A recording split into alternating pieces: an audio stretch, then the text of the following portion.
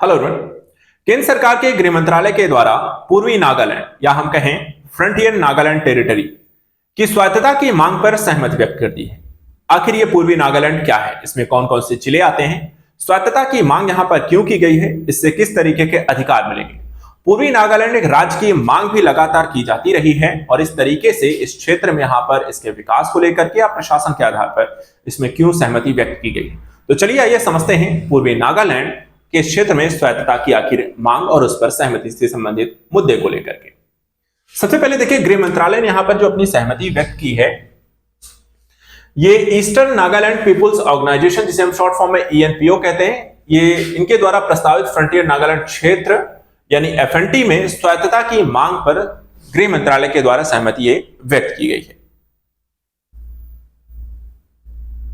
क्या है ये नागालैंड सीमांत क्षेत्र, इसमें कौन कौन से जिले आते हैं? तो देखिए, एफएनटी एक प्रस्तावित प्रशासनिक क्षेत्र है जिसकी मांग थी ईएनपीओ के द्वारा कि नागालैंड के 6 पूर्वी जिलों, जिसमें आता है किफिर, लोंगलिंग, मोन, नोकलाक, शामटोर और तुएनशान में विकासात्मक असंतुलन का समाधान करने के उद्देश्य पूर्वी नागालैंड को एक अलग राज्य बनाया जाए या यहाँ पे एक स्वायत्तता यहाँ पे क्षेत्र को दी जाए।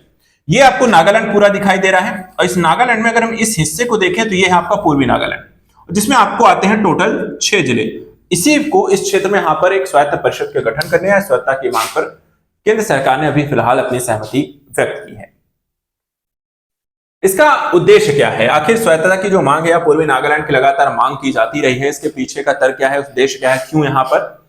देखिए, इसका उद्देश्य मूल रूप से यहाँ पर है कि बेहतर प्रशासन और विकास असंतुलन का जो मुद्दा रहा है, तो विकास की गतिविधि को आगे बढ़ाने के लिए यहाँ पर मांग की गई है। इसका समाधान करने को लेकर के केंद्रीय संसाधन के आवंटन को यहाँ पर संभव बनाया जाए, यानी कि केंद्र सरकार की तरफ से जो यहाँ पर स्वायत्तता क्षेत्रों को जो संसाधनों का आवंटन होता है, जिससे इस क्षेत्र के विकास को ज्यादा यहाँ पर बल मिलेगा।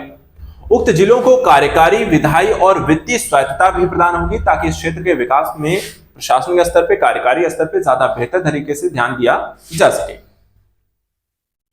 इस क्षेत्र में एक और यहां पर चीज है जनजातीय बहुलता। अगर हम देखें इस जिलों में जो 6 जिले हैं, इसमें 7 नगा जनजातियां आती हैं, जिसमें है कोन्याक, खियाम, न्यू, गन, चांग, संगतम, तिखिर, फोम और यिमख्युंग ये पाई जाती हैं। और नागालैंड की कुल जनसंख्या की अगर हम बात करें तो इनका जो प्रतिनिधित्व है वो 30% है। और नागालैंड की विधानसभा की कुल 60 विधानसभा सीटों में से 20 जो सीटें आती हैं वो आपको इन एरिया से आती हैं, पूर्वी नागालैंड से आती हैं या फेंटी से आती हैं। देखा जाए तो 2010 से ईएनपीओ की एक मांग रही है। मांग उनकी देखिए, पहले पूर्वी नागालैंड को अलग राज्य बनाने की रही है। 2010 से यह मांग होती रही है और इसका नेतृत्व जो है ईएनपीओ ने संबद्ध क्षेत्र में विकास और संबंधी गंभीर अभाव का हवाला देते हुए, यानी कि विकास के आधार पर एक नए राज्य के गठन को यहां पर पूर्वी नागालैंड को एक अलग राज्य बनाए जाने की मांग इनके द्वारा की जाती रही है। चलिए, फिलहाल एक अलग राज्य ना सही है, लेकिन स्वायत्तता अगर मिल जाती है तो काफी कुछ यहां पर बेहतर अवसर इनके विकास को मिल सकते हैं। वहीं अगर हम नागालैंड के बारे में बात कर लेते हैं तो 1947 में स्वतंत्रता पश्चात नागा क्षेत्र असम का यहां पर हिस्सा हुआ करता था। 1 दिसंबर 1963 को नागालैंड राज्य अधिनियम के तहत 1962 में इसे एक अलग राज्य के तौर पे मान्यता मिलती है।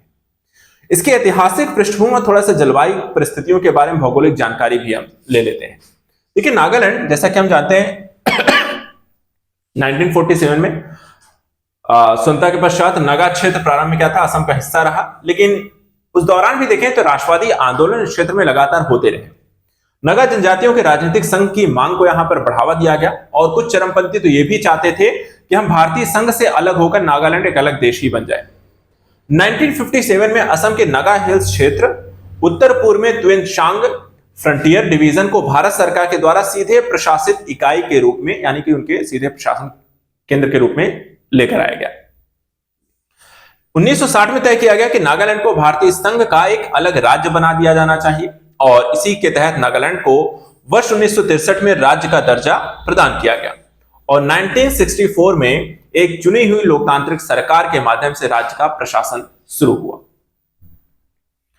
भौगोलिक स्थिति कैसी है नागालैंड की? तो देखा जाए तो यहां पर आपको एक रणनीतिक क्षेत्र भी है, क्योंकि पूर्वोत्तर में हम देखें जिसका अरुणाचल प्रदेश के साथ इसकी सीमा लगती है, दक्षिण में मणिपुर है, पश्चिम तथा उत्तर पश्चिम में असम है, पूर्व में म्यांमार के साथ इसकी सीमा लगती है।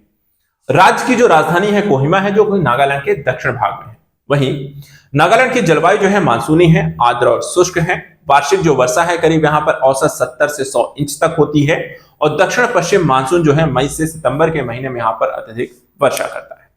तो नागालैंड के यहाँ पूर्वी नागालैंड की स्वायत्तता की सहमति यहाँ पर व्यक्त की गई है, लेकिन एक अलग राज्य की मांग को केंद्र सरकार ने स्वीकार नहीं किया है। तो आज के सत्र में इतना ही। ऐसे ही इंपॉर्टेंट करंट न्यूज एनालिसिस के लिए आप हमारे साथ जुड़े रहें। आज के लिए इतना ही। Thanks so much and good luck.